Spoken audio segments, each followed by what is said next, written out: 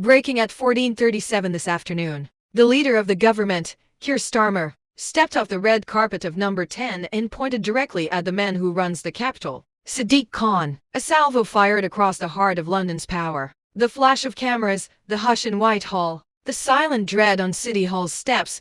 This dispute could shatter the special relationship between central government and London itself. If you want the full timeline, hit subscribe now, because what happened in the next 47 minutes would shock the world of politics.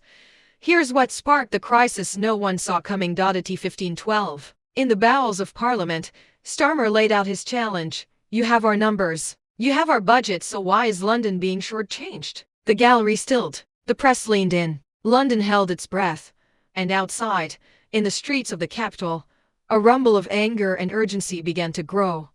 What Londoners did not yet know: this was only the first salvo, and the reply from City Hall would come faster than anyone expected. The sun was already dipping behind the glass towers of central London when the fissure quietly formed. The man in the spotlight, Keir Starmer, Prime Minister and head of the nation's government. Across this fractured stage, in the even larger frame of the capital, stood Sadiq Khan, the mayor of London. Two Labour leaders, one shared party, one city. Their clash was not supposed to happen. And yet it has. London is the engine of the United Kingdom, its culture, its commerce, its international face. Behind the scenes, the capital's status comes with immense expectations: growth, transport, housing, clean air, global appeal. Starmer's government inherited a country still healing from pandemic where strained finances, rising cost of living. Khan, meanwhile, governs a city of 9 million plus, with skyrocketing property costs,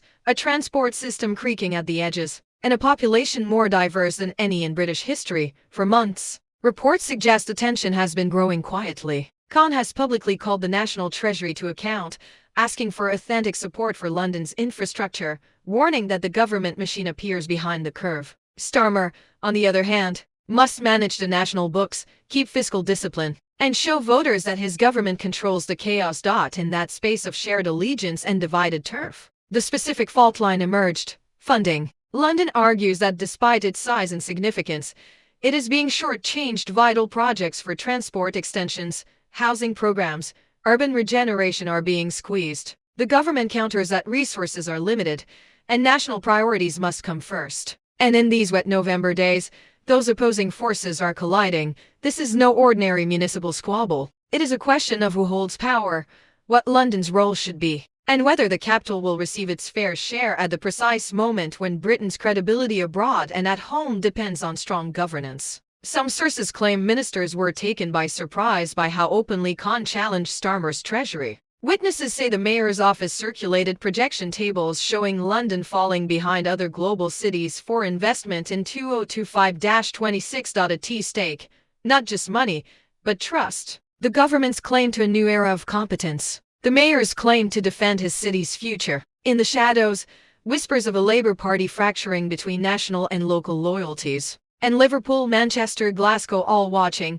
If London revolts, will the centre hold? So when Starmer stepped out at 15:12 today and asked the hard question, why is London being shortchanged? It wasn't just rhetorical. It was a signal, a pivot. The calm had ended. The storm was about to break. By early evening, London was no longer just murmuring, it was vibrating with tension. Outside City Hall, the wind carried the sharp clang of bike bells, impatient horns along Tower Bridge Road, and the steady rise of voices gathering in clusters. Some held homemade signs, some held phones, already live streaming. Word had spread fast.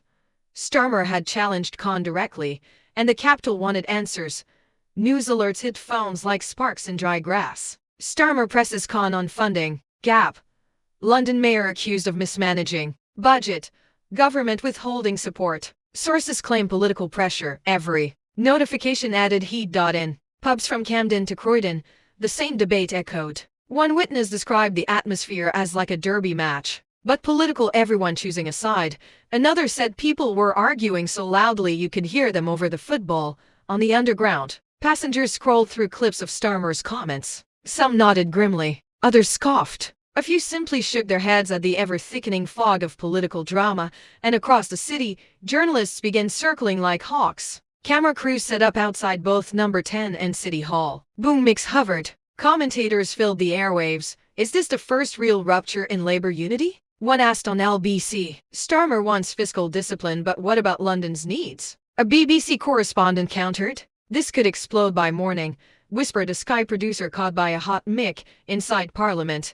The reaction was even sharper. MPs whispered in corridors, their voices bouncing off the stone like hurried footsteps. A handful of London Labour MPs were reportedly furious, saying privately that Starmer's public challenge had humiliated Khan. Others said the mayor had brought it on himself by going rogue on funding demands. One MP, emerging from a meeting room, muttered to reporters, "This was supposed to be handled quietly. Now it's a spectacle." Another sighed, "Londoners are tired. They want solutions, not theatrics." The press gallery hummed like a hive. The Treasury refused to comment. Khan's office issued only a short line. City Hall will respond in due course. Those 7 words poured petrol on the fire. As the clock ticked toward PM, crowds swelled outside City Hall. Chants began rolling across the river. Protect London's funding. Back the capital. Give us our share. The sound traveled a restless wave under the grey November sky. Meanwhile, in living rooms across the country, millions watched a back and forth unfold with growing disbelief. Why are they fighting each other? One caller asked on talk radio. Aren't they supposed to be on the same team? But deep inside the Labour Party, insiders whispered what many feared. This wasn't a misunderstanding. It was a power struggle that had been brewing for months. Starmer's team believed Khan was overstating the crisis to force more cash. Khan's allies insisted the government was minimizing the city's needs to look tough on spending. In Brixton, one woman spoke to a reporter with frustration trembling in her voice. "I don't care about their politics. I care about buses showing up. I care about housing. I care about my kids' school. If Starmer and Khan can't sort this out, who will?" In Shoreditch, a cafe owner slammed his apron on the counter. "They keep saying London drives the economy," he said, "then treat it like it matters." In Westminster, political advisors scrambled to respond to the tide of reactions. Some urged Starmer to double down. Others begged him to cool tensions before it spiraled. A few even warned that this could become the government's first real fracture line. By PM, the city felt like it was holding its breath. Reporters outside Number 10 leaned toward the doors every time they creaked. The building glowed under the evening lamps. Its windows darkened like sealed eyes. Across the river, City Hall stood illuminated in cold white light, its curved glass facade reflecting the anger gathering at its steps. Protesters' chants reverberated off the Thames, a rising chorus of urgency. London was no longer waiting for statements. London was demanding them. And in a small room high above the crowd, witnesses say Sadiq Khan watched the footage of Starmer's challenge, his jaw tightening, his fingers tapping the arm of his chair. The decision he was about to make would send shockwaves back toward Downing Street. At 7:43 p.m., a source close to the mayor whispered 3 words to the press. "He's preparing something." The city froze. The government braced. And the confrontation everyone feared, the moment London versus Westminster, was about to ignite. By 8:05 p.m., the air over the Thames felt charged, as if the river itself was holding its breath. News channels cut into regular programming. Social feeds pulls with one headline: Khan to make emergency statement. Camera crews sprinted into position. Protesters pressed closer to the barriers. Police spread out, calm but alert. The sky hung heavy, a slate-gray ceiling over a city waiting for impact. Inside City Hall, lights flickered on floor by floor, a slow, rising glow that looked almost theatrical. And then, without warning, the doors opened. Sadiq Khan stepped out. The crowd erupted a roar of anger, hope, confusion. Reporters surged forward. Microphones lifted like a thicket of steel. Khan paused at the podium, steadying himself. His voice, when it came, cut clean through the noise. "London has been patient. London has been responsible. But tonight, I must speak plainly." The murmurs hushed. Protesters stilled. Even the river seemed to quiet. "For months, we have warned the government that our city is being underfunded. Today, the Prime Minister chose to question London's integrity instead of addressing London's needs." A wave of gasps. Cameras flashed like lightning. Then he leaned closer to the microphones, voice low, deliberate. "Enough is enough." That phrase ricocheted across the plaza. Some in the crowd cheered. Others winced. The political weight of those 3 words was enormous. Inside Number 10, Starmer's team scrambled. Aides whispered rapidly over phone lines, their voices sharp and urgent. One advisor reportedly muttered, "He's going nuclear." "He's actually doing it," Khan continued. If Westminster cannot recognize the urgency of London's situation, then London must take steps to protect its people, its economy, and its future. He held up a document, a thick folder, bound in red. This, he said, is a detailed, independent analysis showing the funding gap the government denies. It reveals billions in shortfalls, money promised, money expected, money now withheld. Reporters shouted questions, but Khan pressed on. And let me be absolutely clear. I will publish every page. Tonight, chaos broke instantly. Phones whipped into the air. Live streams exploded. A BBC correspondent grabbed his earpiece and whispered, "This is a direct challenge. Unprecedented." Back at Downing Street, sources say Starmer slammed his hand on the desk. Not in rage but in disbelief. His own mayor, his own party confronting him on national television. "Get the comms team," he said. "We respond now." At 8:22 p.m., Starmer emerged outside number 10. His face was calm, but the tension in his shoulders betrayed the storm brewing behind the door. He approached the lectern. His voice, cool and clipped, echoed down the street. "London is our capital. It is vital to our nation. But the government will not be strong-armed. We will not allow political theater to override fiscal responsibility." The crowd, much smaller than at City Hall, murmured at the tone. Reporters scribbled furiously. Starmer continued, eyes fixed on the camera lens. "If the mayor believes he can pressure the government by releasing documents, then he misunderstands the seriousness of the national picture. Every region matters. Every town matters. Every citizen matters. Not only those in London. Then the line that would detonate across the country. And if the mayor wishes to escalate this dispute publicly, then we will escalate our scrutiny as well." A sharp intake of breath from the press. "Prime Minister," one shouted, "are you threatening the mayor?" Starmer paused. "I'm promising accountability." Live TV hosts fell silent. Even commentators struggled to interpret the sentence. Within minutes, word reached City Hall. Khan's team huddled around a monitor. The mayor stared at the broadcast, unmoving, his jaw tight. Witnesses say he whispered, almost to himself. "So that's how he wants to play it." Then he turned to his staff. "Prepare the full statement," he ordered. "We're finishing this by 8:41 p.m. Khan returned to the podium, this time with the red folder open, pages flapping in the wind. He raised one sheet. "This," he said, voice rising, "is the projected shortfall for transport for London. Here are the missing housing funds. And here are the environmental commitments the government quietly delayed. All verified, all documented." The crowd roared. Khan lowered the papers slowly. "And since the Prime Minister speaks of accountability, let's have it." Reporters leaned in. He locked eyes with the cameras. "I challenge the government here, tonight, to release its own internal assessments. Let the public see everything. Every cut, every delay, every decision." A collective gasp. Then he delivered the line that would be replayed 1,000 times by morning. "Prime Minister, either you back London, or you betray it." Silence. Heavy, stunning, across the river. The response was immediate.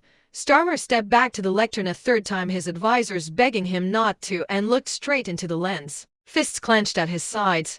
"This ends tonight," he said. "London deserves honesty, and it will get it from us." And in that moment, London realized this wasn't a dispute. This was a battle. Two of the most powerful men in the country, both Labour, both leaders locked in a war over the capital's soul. The night was far from over, and the revelation that came next would rub Britain to its core. When the clocks crossed p.m., the shouting eased. The protests thinned. Reporters' voices softened. The sharp edges of the evening began to dissolve into something quieter, heavier, more uncertain.